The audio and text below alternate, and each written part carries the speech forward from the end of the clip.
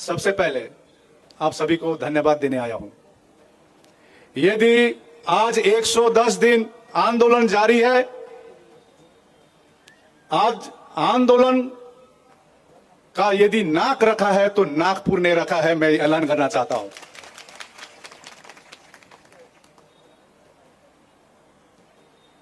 नागपुर, जैसे भंते कह रहा था, ऊर्जा भूमि। मैं ऊर्जा भूमि के साथ में मैं कहना चाहता हूं, पूरे भारतवर्ष के धम्म भूमि है नागपुर, जहां पर डॉक्टर भीमराव अंबेडकर ने 5 लाख को धर्म परिवर्तन कराया था। धन्य है आप इस धरती से आप लोग हैं। आज जिस क्षेत्र से मैं आता हूं, हमारे वहां पर ज्यादातर धम्म बुद्ध को मानते हैं, लेकिन जैसे जैसे मैंने अध्ययन किया, नागपुर के और समस्त महाराष्ट्र के लोग धन्य हैं, डॉक्टर भीमराव अंबेडकर आप लोग ने दिया। डॉक्टर भीमराव अंबेडकर, अब यहां तो ऐसा प्रॉब्लम है, वहां लगाता यहां ये लगाओ। मेरा कहना यह है, यदि श्रद्धा करना है तो दिल से करो, मुंह से नहीं, दिल से करो। और मैं कहता हूं, डॉक्टर भीमराव अंबेडकर मेरे मरते दम तक रहेगा। उनकी जो श्रद्धा है, नाम में क्या रखा है, उनके काम में रखा है। आज विश्व डॉक्टर भीमराव अंबेडकर, बाबा साहब अंबेडकर को याद है तो नाम नहीं, उनका काम याद करता है लोग। ये इंडिया हो या अमेरिका हो, नॉर्थ कोरिया, जिस देश को हम मानते हैं एक ऐसा देश, वहां भी डॉक्टर भीमराव अंबेडकर को मानते हैं, नॉर्थ कोरिया भी। तो मैं कहता हूं, जो भी काम करे दिल से करे। हमने देखा, हम लोग एक छोटे से जगह से आते हैं। एक संगठन है ऑल इंडिया बुद्धिस्ट फोरम। पहले इस संगठन का नाम था ऑल बंगाल बुद्धिस्ट कमेटी था, बंगाल में सीमित था। क्योंकि 2015 में मेरे को कलकत्ता बुलाया था, मैं एक मानेपा संघ का नेशनल जनरल सेक्रेटरी था। मेरे उम्र तब 40 साल का था, 40 इयर्स। तो जब कलकत्ता में गए, महाबोधि सोसाइटी में मीटिंग था कलकत्ता में, कॉलेज स्ट्रीट में। वो मीटिंग मैंने देखा, बुद्ध पूर्णिमा के दिन छुट्टी नहीं है बंगाल में। बंगाल में बुद्ध पूर्णिमा के दिन सरकारी छुट्टी नहीं है। अचंभित रह गए। इतने संगठन आए थे, जितने भी हमारे वहां बंगाल में संगठन है, बरुआ हो, तामांग हो, गुरुंग, भूटिया, टिबेटन, सभी संगठन आए थे। हम अचंभित रह गए। 70 साल हो गया है, 72 साल, 2015 की बात कर रहा हूं। जिस देश में प्रधानमंत्री विदेश जाकर कहते हैं कि हमने बुद्ध दिया है, युद्ध नहीं, जिस प्रदेश में मुख्यमंत्री का नाम बुद्धदेव भट्टाचार्य जी है, बुद्ध के नाम से है, उसी प्रदेश में छुट्टी ना होना सरकारी। तो हमने देखा, पहले भी बहुत संगठन अपने अपने स्तर पर कोशिश किए थे, ज्ञापन दिए थे। तो शाम को हमने इमीडिएटली सभी को बोले कि चलिए भाई, हम लोग एक साथ करते हैं। तो एक कमेटी बनाते हैं। तो वो कमेटी का नाम है all Bengal Buddhist development committee. और सभी संगठनों को एक साथ लाकर हम लोग ने ऐलान किया। जिस प्रकार से आपको मालूम है, 26 नवंबर 2023 में हम लोग ने शांति रैली किया था महाबोधि मुक्ति के लिए। अभी 17 सितंबर 2024 में भी शांति रैली पटना में किया था। उसी प्रकार से एक सिलीगुड़ी एक जगह है, वो एक कॉरिडोर है जो नॉर्थ ईस्ट को जोड़ती है। सिलीगुड़ी से आपका नेपाल 20 किलोमीटर में, 20 किलोमीटर में नेपाल है। बांग्लादेश 10-15 किलोमीटर में है। भूटान पास में है। और China aerial distance only 100 kilometre में है। तो वहां हम लोग ने शांति रैली किया। 430 मेमोरेंडम कलेक्शन किए, मुख्यमंत्री को दिए। इतनी भीड़ हुई थी रैली में, शांति रैली में। हम लोग ने ऐलान किया कि ये रैली में आप आइए, आह्वान किया। लगभग 70 मीटिंग एक महीने में करके काफी सफल हुआ और 430 मेमोरेंडम हम लोग ने जमा किए एक साथ मिलकर। अंततः मुख्यमंत्री ममता बनर्जी ने अगले दिन ही 14 फरवरी 2017 को उन्होंने छुट्टी का घोषणा किया। वही मुख्यमंत्री कहते थे 26 छुट्टी हो चुका है और छुट्टी नहीं होगा, लेकिन वही मुख्यमंत्री ने घोषणा किया 14 फरवरी को 2017 में। उसके बाद हमारी होड़बाजी शुरू हो गई। होड़बाजी जानते हैं कैसा होता है? मैंने किया, मैंने किया, मैंने किया, पेपर में पूरा लिखने लगा सभी ने, सभी संगठन, हमने किया, हमने किया। तो कुछ रिपोर्टर मेरे को पूछता था, आकाश जी इतना साल में नहीं हुआ, ये अभी कैसा हो गया? तो हमने एक ही जवाब दिया था, जो सक्सेस हुए हैं बंगाल में ये हमारी एकता ने किया, एकता ने, आकाश लामा ने नहीं, एकता ने किया। इसी एकता से ही हम लोग जीतेंगे। जब ये कमेटी बनाई थी सभी संगठनों को लेकर, तब एक फैसला किया था हम लोगों ने, बैंक अकाउंट नहीं खोलना। और कालिम्पोंग में हमने अगला मीटिंग किया, क्योंकि काफी दिनों से हम लोग ये अध्ययन कर रहे थे महाबोधि महाबिहार मुक्ति आंदोलन के बारे में, काफी हम लोग रिसर्च कर रहे थे। और कालिम्पोंग में टाउन हॉल में हम लोग ने ये ऑल इंडिया बुद्धिस्ट फोरम का गठन किया। मैं ये क्यों कह रहा हूं, इसका कारण है, पृष्ठभूमि जानना बहुत जरूरी होता है। किसी को लगता है अभी 12 फरवरी से आंदोलन शुरू हुआ है, तो ऑल इंडिया बुद्धिस्ट फोरम बनाकर और इस मुद्दे को लेकर हम लोग ने काफी एनालाइज की। और बोधगया में 22 अप्रैल 2023 में हम लोग ने फर्स्ट मीटिंग की। वैसे तो होमवर्क काफी किए थे पहले, सभी को निमंत्रण करने की कोशिश की गई। हमको मालूम चला बुद्धिस्ट सोसाइटी ऑफ इंडिया है, चंद्रबोधि पाटिल जी है इनकी ट्रस्टी चेयरमैन, मालूम चला भीमराव यशवंत अंबेडकर जी है, राजरत्न अंबेडकर जी है, समता सैनिक दल है, राष्ट्रीय बौद्ध महासभा है। इस प्रकार से देश भर के जितने भी संगठन हैं, हमारे नॉर्थ ईस्ट में भी कुछ संगठन है जो अच्छे काम कर रहे धम्म प्रति, नागपुर में भी कर रहे हैं, सभी से संपर्क करने की कोशिश की गई। हम लोग ने 22 अप्रैल 2023 में फर्स्ट मीटिंग की। सिर्फ 35 लोग आए और हम जनाने चाहते थे कि हम जिस जगह से आते हैं, बोधगया जो हमारी सबसे पवित्र जगह है, हम लोग विशेष करके विंटर्स में आते हैं। जैसे यहां से समर में जाते हैं बोधगया, हमारे वहां से विंटर में आते हैं, क्योंकि ठंडी रहती है, मौसम भी अच्छा रहता है। तो लेकिन हम लोग ने मीटिंग अप्रैल में की, क्योंकि लोगों को जनाना था धम्म को सीजनल धम्म मत बनाइए, होता ना सीजन धर्म। विंटर में जाएंगे, फिर उसके बाद 9 महीना गायब, 3 महीना रहेंगे बोधगया में, 9 महीना गायब, नहीं जाएंगे। तो 9 महीना यदि नहीं जाएंगे तो अन्य धर्म अतिक्रमण करेगा कि नहीं करेगा? आप जो बोल रहे हैं फलना को ये तथागत बुद्ध के नाम पर 5 पांडव बोल रहा है, शिवलिंग बोल रहा है, वो तो करेगा ही। आप जाते नहीं है, खाली 3 महीने गए। महाबोधि महाबिहार बौद्धों के लिए सबसे पवित्र जगह है। हम लोग को साल भर जाना चाहिए, साल भर, बारिश में हो या विंटर्स में हो या समर में, वो हमारी मक्का है। तो हम लोग ने मीटिंग की। अगला मीटिंग फिर 25 जून को रखे, जिसमें हम इसी बीच में एक विधायक है सतीश दास जी, उनसे संपर्क हुई। हमारे एक कार्यकर्ता है राजेश बौद्ध, उनकी साला है। नेशनल माइंड कमीशन में हमारी बुद्धिस्ट मेंबर रिंचेल नामो जी से संपर्क हुई, उनको पहले सिलगुड़ी बुलाए, इस मुद्दे के बारे में रखे।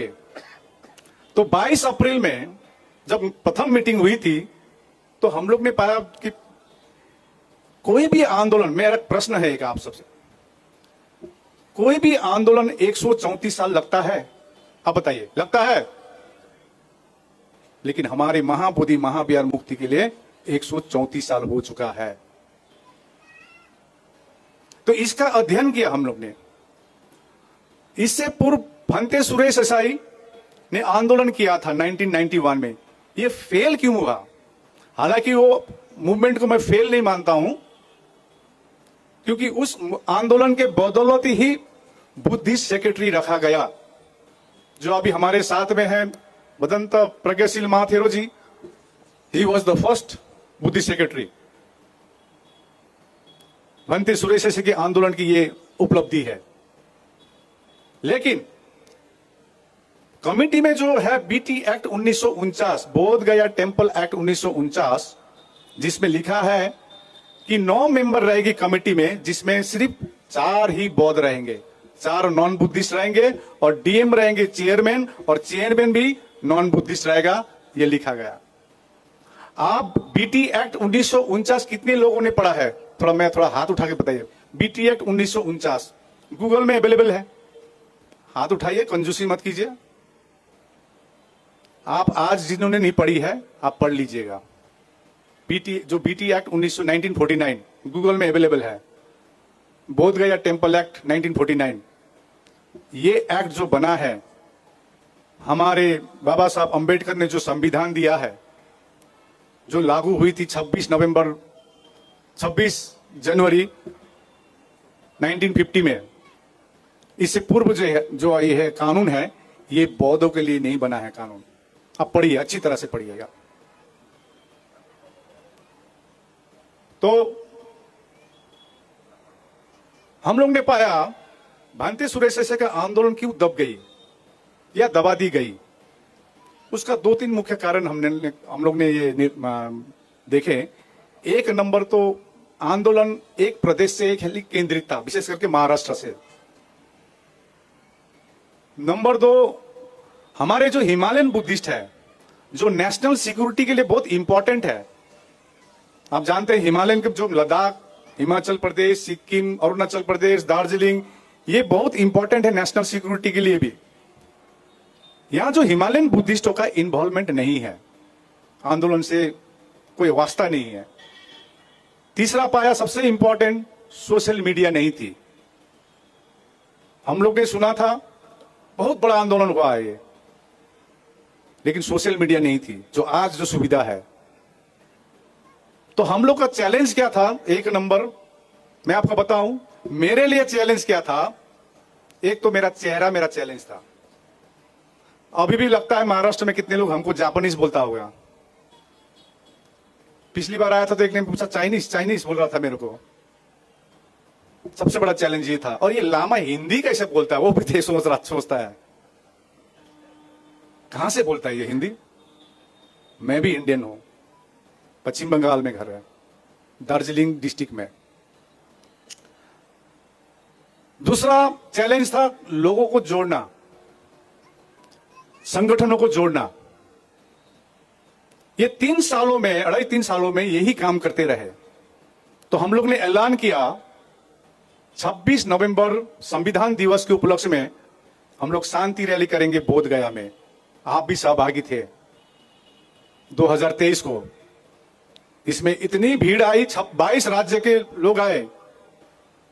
अभी हम जब डीएम से बैठे, डीएम बोल रहे थे, मैंने एक्सपेक्ट नहीं किया था कि 26 नवंबर 2023 में इतने लोग आएंगे, लेकिन शांतिपूर्वक हम लोग ने मांग रखा, मौन धारण किए, पीस रैली किए और सरकार को ज्ञापन दिया टू रिपील बीटी एक्ट 1949। मैं आपको एक चीज बताना चाहता हूं, डुंगेश्वर में कोई अतिक्रमण हो या महाबोधि में कोई अतिक्रमण हो, हमको जड़ को पकड़ना होगा। जड़, रूट कहां है? हमने पाया root is BT act 1949। BT act 1949 ही जड़ है। तो हम लोग एक ही निशाना रखे हैं, बीटी एक्ट 1949 निरस्त करो। That is our main demand and the whole committee member should be Buddhist. यही मांग है। संसार में किसी भी धार्मिक स्थल हो, मुसलमानों की मस्जिद हो तो मुसलमान ही कमेटी में रहते हैं। गोल्डन टेम्पल जो सिखों की सबसे पवित्र जगह है, वहां पर शिरोमणि गुरुद्वारा प्रबंधन कमेटी है। पूरी कमेटी में कौन है? सिख है। चर्च में कौन है? क्रिश्चियन है। हिंदू के मंदिर में कौन है? हिंदू है। लेकिन बौद्धों की सबसे पवित्र जगह महाबोधि महाविहार में सिर्फ 4 ही बौद्ध है। तो हमारी एक ही मांग रहना चाहिए, पूरी कमेटी में कौन हो? बौद्ध हो। यही मांग है, संवैधानिक मांग है। देखिए, मैं कह रहा था 134 साल लगा, भारत स्वतंत्र हुआ वो भी 200 साल लगे थे। 200 साल नहीं लगते यदि गद्दारों का लिस्ट बड़ा होता। एक चल रहा भी है, माहौल चल रहा है, लेकिन हम लोग शांति से, क्योंकि मैं हमेशा कहता हूं शांति ही क्रांति है, शांति ही क्रांति है। मैं हमेशा कहता हूं हमको होश में काम करना पड़ेगा। जोश अभी नहीं चाहिए, होश चाहिए। हमको होश में काम करना पड़ेगा और धरातल में काम करना पड़ेगा, ऑन द ग्राउंड काम करना पड़ेगा। फेसबुक और व्हाट्सएप में काम करके कोई फायदा नहीं है। जैसे मैं 109 दिन बोधगया में था, आज 110वां दिन में भी अभी ग्राउंड में ही हूं। फेसबुक में मेरे को आपको नहीं दिखेगी मेरे को। और कुछ लोग हैं सोचते हैं फेसबुक व्हाट्सएप में ही सब कुछ मूवमेंट होता है। जैसा अभी प्रचलन चला है ना, फेसबुक में शादी करता है, फेसबुक देखकर शादी करता है, ज्यादा टिकता नहीं है। धरातल में काम कीजिए। और सबसे बड़ी बात है, नियत साफ रखिए, इंटेंशन इस साफ रखिए। आज जब भी मैं प्रशासन से बात करता हूं, उन लोग सोचे थे कि 10 दिन में यह आंदोलन उठ जाएगा, लेकिन हम लोग ने प्रमाण किया, तथागत बुद्ध ने जो हमको ज्ञान दिया है, बाबा साहब भीमराव अंबेडकर ने जो मार्गदर्शन दी है, शांति का, करुणा का, मैत्री का, संवैधानिक प्रकार का, समानता का, भाईचारा का, इसी के आधार आज 110 दिन हो चुका है आंदोलन। और मैं कहना चाहता हूं तब तक जारी रहेगा जब तक बीटी एक्ट 1949 निरस्त नहीं होगा। मैंने सीधा ऐलान कर दिया है बिहार सरकार को, या तो आकाश लामा का लाश जाएगा बोधगया से, या तो बीटी एक्ट निरस्त करके ही हम दम लेंगे। फिर हम लोग ने नेशनल माइनॉरिटी कमीशन के साथ कई सारी मीटिंगें की, इतनी ज्ञापन दी, इतनी प्रमाण दी, ऐतिहासिक प्रमाण दिया, फोटोग्राफ्स दिखाए सरकार को, पुराने फोटोग्राफ्स। आप कह रहे हो वहां शिवलिंग है, वहां के गवर्नर कह रहे हैं कृष्ण का अवतार। अभी तो हद कर दिया ये साल तो, तथागत बुद्ध के बुद्ध पूर्णिमा के दिन में दूसरे पूजा कर रहे हैं, वो भी गवर्नर। कीजिए ना आप, सभी धर्मों के हम आदर रिस्पेक्ट करते हैं। मैं भी मंदिर जाता हूं, मैं भी मस्जिद जाता हूं, मैं भी गिरजाघर जाता हूं। जिस देश में हम लोग हैं, यूनिटी इन डाइवर्सिटी, इसको फॉलो करते हैं हम। लेकिन दूसरों का धर्म को रिस्पेक्ट कीजिए। आप दूसरों की खीर खाएंगे और अपना चाय भी नहीं पिलाएंगे, अब ये बौद्ध सहेंगे नहीं। अब ये 21वीं सेंचुरी का बौद्ध है। हम महाबोधि महाबिहार मुक्त करके ही दम लेंगे। और इसका आगाज करने के लिए मैं नागपुर भूमि में आया हूं, और नागपुर दिखाएगा दिशा। लेकिन हम कहना चाहते हैं शांति से, भाईचारा से, संवैधानिक प्रकार से। फिर अगला हम लोग ने ऐलान किया 17 सितंबर अनागरिक धम्मपाल। आज अनागरिक धम्मपाल को हम लोग भूल गए। आज अनागरिक धम्मपाल नहीं होते, श्रीलंका से नहीं आते, आज जो महाबोधि महाबिहार हमको दिखाई दे रही है, ये हमारे हाथों में नहीं रहते। अनागरिक धम्मपाल की जन्मदिन 17 सितंबर, पेरियर रामास्वामी के जन्मदिन 17 सितंबर।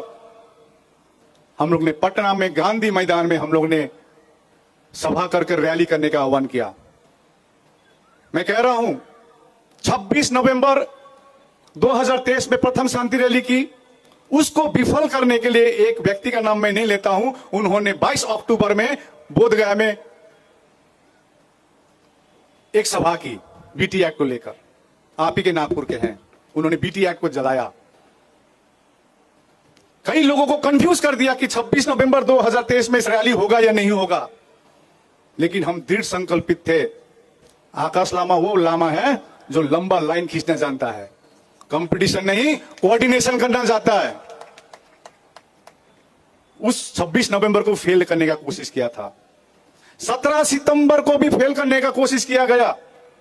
2024 में जो रैली हुई उसमें तो ऐसा माहौल निकाला कि आकाश लामा बाहरी है। क्या है? बाहर का, बिहार का नहीं है, बाहर का है। हम लोग ने किए। 500 से भी ज्यादा संस्थाओं ने एक साथ मिलकर मुख्यमंत्री को ज्ञापन दिया। उसी दिन 40,000 से भी ज्यादा सिग्नेचर लेकर हम लोग ने दिए कि बीटी एक्ट को निरस्त किया जाए, महाबोधि महाविहार को मुक्त किया जाए। लेकिन सरकार मौन। तो हमारे पास विकल्प नहीं थी, एक ही विकल्प रह गया था, अनशन में जाना। तो हम लोग ने 12 फरवरी में 2025 को ऐलान कर दिया कि हम लोग अनशन करेंगे। परमिशन के लिए लेटर दिए गया के डीएम को, प्रशासन को। लेकिन 11 तारीख को क्या हुआ? 11 फरवरी को उन्होंने परमिशन नहीं दी। हमको इतने हल्के में लेते हैं, इतने हल्के में लेते हैं हम बौद्धों को कि 11 तारीख को रात के 12 बजे मेरे होटल में आके कहता आप कल अनशन नहीं कर पाएंगे, आपका परमिशन नहीं है। तो मैंने उस ऑफिसर को कहा आप दिन को भी बोल सकते थे, रात के 12 बजे बोल रहे हैं। तो उनको हमने समझाया क्यों कर रहे हैं, ये हम लोग अनशन क्यों कर रहे हैं, ये जानकारी दी। दैट ऑफिसर गेट कन्विंस्ड हुआ, रात के 12 बजे कन्विंस हुआ। तो हमने कहा आपका जो सीनियर ऑफिसर से हम बात करना चाहते हैं। तो उन्होंने सुबह 9 बजे का समय दिया, 12 तारीख को, 12 फरवरी को। और हम लोग लगभग 50-60 लोग हम लोग वहां पर गए। शायद हमारे ये टीम जो बैठे इसमें उस ग्रुप में थे। और उन्होंने कहा वीआईपी मूवमेंट है, मुख्यमंत्री आ रहा इसलिए आपको अनुमति नहीं है। हम लोग जो महाबोधि के सामने जो गोलंबर है, जो खाना खिलाते हैं गरीबों को, वहां बैठने के लिए हम लोग ने अनुमति मांगी थी। तो उन्होंने कहा नहीं होगा, आप 14 तारीख से कीजिए कि जब ये वीआईपी मूवमेंट चली जाएगी उसके बाद आप बैठिए। लेकिन हमने कहा कि 12 फरवरी हमारे लिए सबसे इंपॉर्टेंट दिन है, क्योंकि उस दिन माघ पूर्णिमा है। माघ पूर्णिमा के दिन तथागत बुद्ध ने घोषणा किया था कि 3 महीने बाद मेरा परिनिर्वाण होगा। इस दिन का महत्व है, हमको सांकेतिक सिंबॉलिक हमको धरने में बैठने दीजिए। उन्होंने अनुमति नहीं दी। तो बाबा साहब भीमराव अंबेडकर की मूर्ति है अंदर में, जय नारायण उद्यान में, वहां पर अनुमति मांगी और हम लोग वहां जाके बैठे पैसा देकर। डॉक्टर भीमराव अंबेडकर की मूर्ति के नीचे हम लोग 30 लोग गए, 20 रुपए करके दिए, 600 रुपए देकर हम लोग गए। फिर अगला दिन हम लोग बैठ गए। इसलिए मेरे नाम पर, प्रज्ञाशील भंते के नाम पर और के बौद्ध के नाम पर एफआईआर किया कि आपने अनुमति नहीं ली। उन लोग सोचे थे ये कुछ चंद भिक्षु है, ये तो भाग जाएगा। लेकिन मैं कहना चाहता हूं हमारे पास ऐसा ऐसा योद्धा है। मैं आपको अभी बताना चाहता हूं, आप ही के नागपुर के भिक्षु है, खड़ा हो जाइए आप, नाग धम्मा रखिता, खड़ा हो जाइए। कहां है? 12 दिन पानी नहीं पिया, 12 डेज खाना छोड़ दीजिए। उनकी शरीर मुख सूख गए थी। तो माता जी को बोल के आया हूं, जब तक महाबोधि महाविहार मुक्त नहीं होगा मैं अन्न भी नहीं लूंगा, पानी भी नहीं पीऊंगा। यही बनते हैं, आप ही के नागपुर के हैं, धरने स्थल से आए हैं। कल 45 डिग्री का दृश्य सोचेंगे ना, आपका रोंगटे खड़े हो जाएंगे। और मैं यहां से बोलना चाहता हूं, एसी रूम में बैठकर लांछना लगाना आसान है, आप 10 दिन के लिए आइए महाबोधि महाविहार के सामने, ये चैलेंज है आपको। बैठिए, जो वहां पर जो अवस्था है बिहार में, जो विपरीत परिस्थिति है वहां पर, अभी भी हमारे भिक्षु जो 12 फरवरी में जो भिक्षु थे वही भिक्षु अभी तक डटे हुए हैं। आप उनको सलाम करना होगा। देखिए, यदि कोई युद्ध जीतता है ऐसा भिक्षु चाहिए, व्हाट्सएप और फेसबुक का भिक्षु हमको नहीं चाहिए। जो समर्पित हो, कॉज के लिए समर्पित हो, 1 घंटे के लिए भाषण करने वाला नहीं चाहिए। यहां पर महत्वाकांक्षी भिक्षु नहीं चाहिए। कुछ महत्वाकांक्षी भिक्षु, जब हम लोग ने आंदोलन शुरू किया कह रहे थे आकाश लामा बाहरी है, अभी तो हमको चोर बोलता है। क्या बोलता है? और लामा तो चुप है। लामा क्यों नहीं बोल रहा है? लामा नहीं बोलेगा। लामा तभी बोलेगा जब बीटी एक्ट 1949 निरस्त करके बोलेगा, देखिएगा। और मैं आपको आश्वस्त करना चाहता हूं, ये जो डोनेशन आपने एक एक पैसा दिया, एक एक पैसा का रसीद आपको मिलेगा। लांछना लगाना आसान है। लामा क्यों चुप है? लामा एक ही कारण के लिए चुप है, क्योंकि हमारी धम्म हमको प्रतिक्रिया देने का अनुमति नहीं देती है। हमारी धम्म हमको शांति सिखाती है, हमारी धम्म हमको करुणा सिखाती है, हमारी धम्म हमको शांति के मार्ग में चलना सिखाती है। हमारी तथागत बुद्ध ने एक ही लाइन में कहा है, अतो दीपो भव, खुद का दीप खुद जलाइए। और मैं कहना चाहता हूं, जो भीड़ आज आए हैं ये धम्म के कारण आए हैं। जो अतो दीपो भव जो है वो लोग आए हैं यहां पर।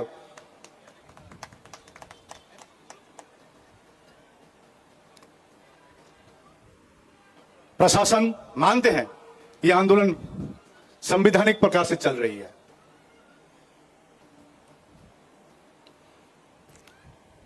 और चलती रहेगी।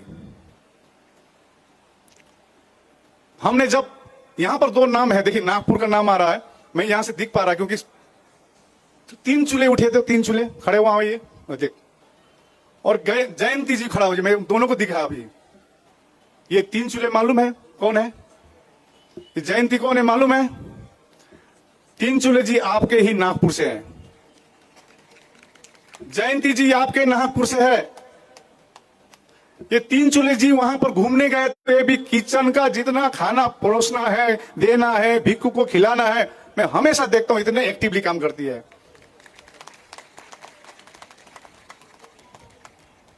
मैं आपको थोड़ा एक घटना का बात रखना चाहता हूं। अभी अभी जो 4 मई में हम लोग ने एक संकल्प किया कि धम्मचारिका करके हम लोग पटना जाएंगे। हम लोग गए, 300 भिक्खु लेके गए थे। मैंने देखा वो जो 300 भिक्खु गए थे, आज तक वो भिक्खु ने कभी नहीं कहा है नमक कम हो गया या खाना अच्छा नहीं है। कुछ भिक्खु है ये लांछना लगा रहा है। हमने तो वो आंदोलन भी किया था जब हम लोग ने नमक और रोटी खाकर भी आंदोलन किए हैं। उस भिक्खु को कहना चाहता हूं, ये शिविर नहीं है, ये आंदोलन है। भूखे भी सोना पड़ सकता है। और हमारे जो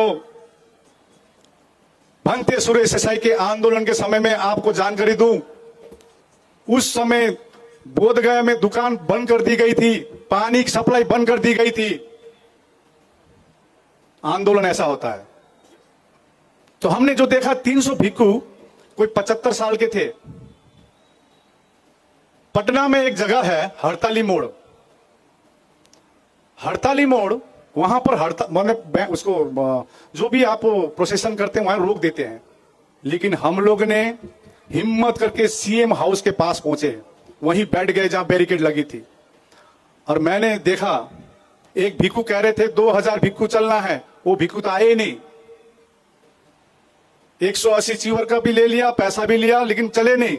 लेकिन हमने एक चीज पॉजिटिव पॉइंट क्या देखा, युद्ध जीतने के लिए हमको इस टाइप का भिक्खु चाहिए। बहाना करने वाला भिक्खु नहीं चलेगा। जिसको नमक कम हुआ, जिसको खाने में नहीं मिला है, और 3 चूल्हे जैसा वर्कर चाहिए, जयंती जैसा वर्कर चाहिए, तब जाकर हम लोग आंदोलन जीतेंगे।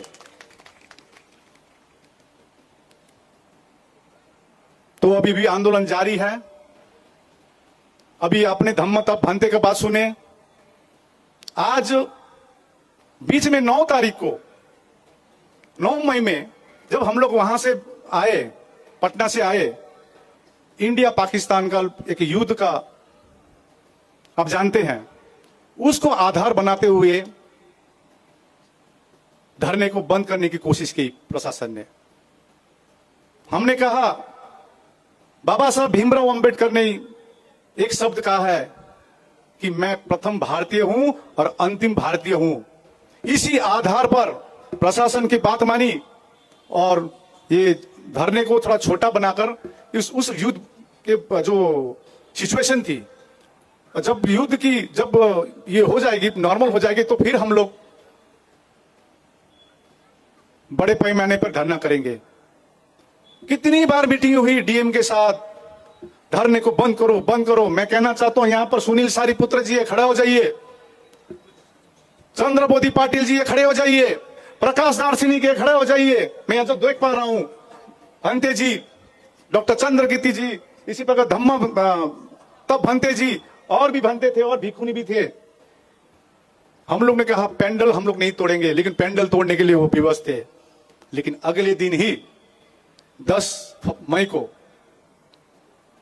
युद्ध विराम हुई, सीज फायर हुई, तो हम लोग ने ऐलान किया था अब धरने और बड़ा होगा। फिर ये 12 क्योंकि 12 मई की बात है, बुद्ध पूर्णिमा में ऐलान किया गया था कि आप लोग इस बार का बुद्ध पूर्णिमा में महाबोधि में मनाइए, और काफी भीड़ थी।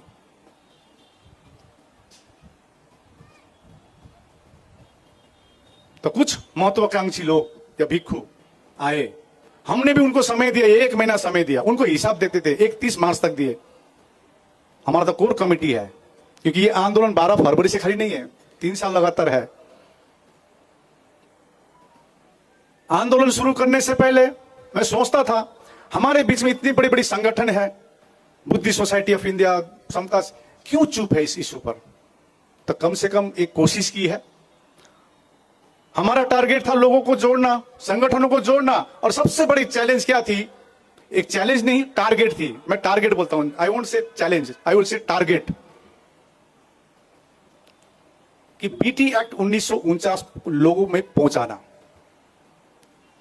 और बीटी एक्ट 1949 आज के दिन में घर घर में मालूम है। बोध गया टेम्पल एक्ट 1949 क्या है, इसमें हम लोग सक्सेस हुए हैं। ये चैलेंज थी, ये टारगेट थी। और अगला टारगेट है बीटी एक्ट 1949 को निरस्त करना। और मैं आपको आज पवन भूमि नागपुर में बोल के जा रहा हूं, ज्यादा दिन नहीं है, सिर्फ 2 महीने से 3 महीने वेट कीजिए, बीटी एक्ट 1949 निरस्त करके हम लोग दम लेंगे।